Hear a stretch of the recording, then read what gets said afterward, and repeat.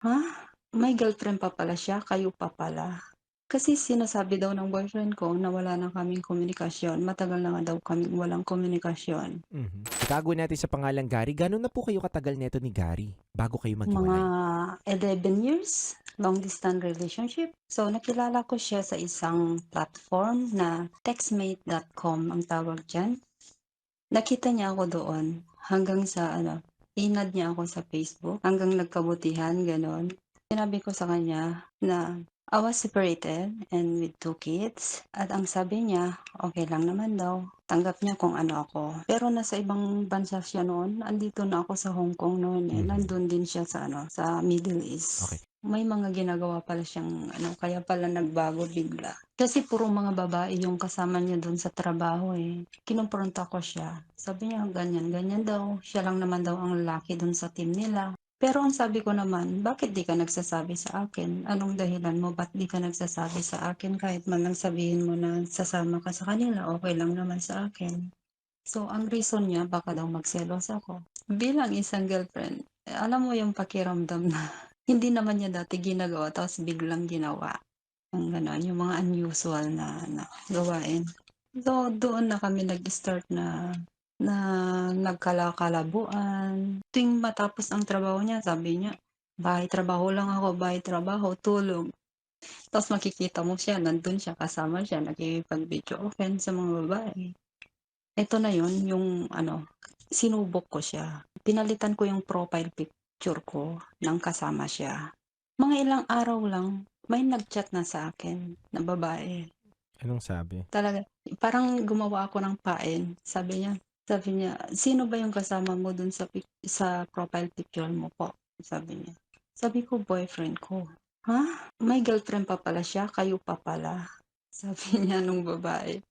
Eh, sabi ko, "Opo, matagal naman na, 2013, 2014 pa kami magkarelasyon." Kasi sinasabi daw ng boyfriend ko na wala na kaming komunikasyon, matagal na nga daw kaming walang komunikasyon. Mhm. Tapos sinend ko din sa ex ko kung sino yung babae nagcha-chat sa akin. Sabi niya hindi daw niya alam, hindi daw niya talaga kilala. Talagang Mhm. pinaninindigan na hindi niya daw kilala. Sabi ko Mhm. naman, bakit niya alam yung kwento ng buhay natin dalawa kung hindi mo sinabi? Wala naman siyang Mhm.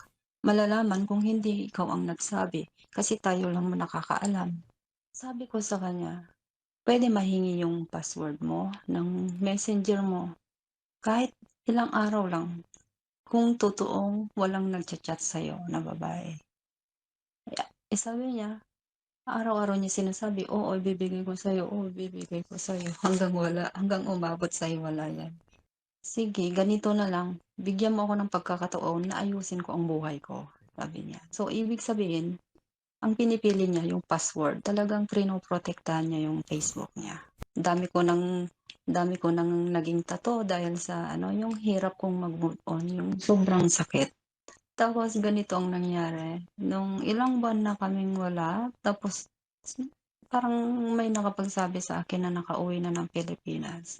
So, ibig sabihin 'pag nakauwi ng Pilipinas siguro wala na rin sila, parang gano'n. Tapos biglang parang nagpaparamdam siya, nagcha-chat siya sa ano, ilang number na yung nagamit niya, nagcha-chat siya sa akin sa WhatsApp, gano'n. Eh, bina-block ko, nagcha-chat siya. Tapos minsan naman ina-unlock ko, kasi gusto ko yung maramdaman din niya yung ano, yung hirap ng maghahabol. Mhm. Kasi ginawa ko yun sa kanya, eh, nung naghabol ako, eh. Sarap manood ng radyo 'no? Ginawa mo na talagang bisyo ang panonood sa amin, no? Umabot ka na rito, eh. Huy! Kaya kung gusto mong tuloy-tuloy pa ang tawanan, Iyakan at kiligan, aba, I-like mo na ang video na ito. At mag-comment ka na rin sa Bisyo hit mo na rin ang notification bell. para updated ka sa mga kaganapan namin dito sa Love Radio. kailangan pa bang i-memorize yan? Basic.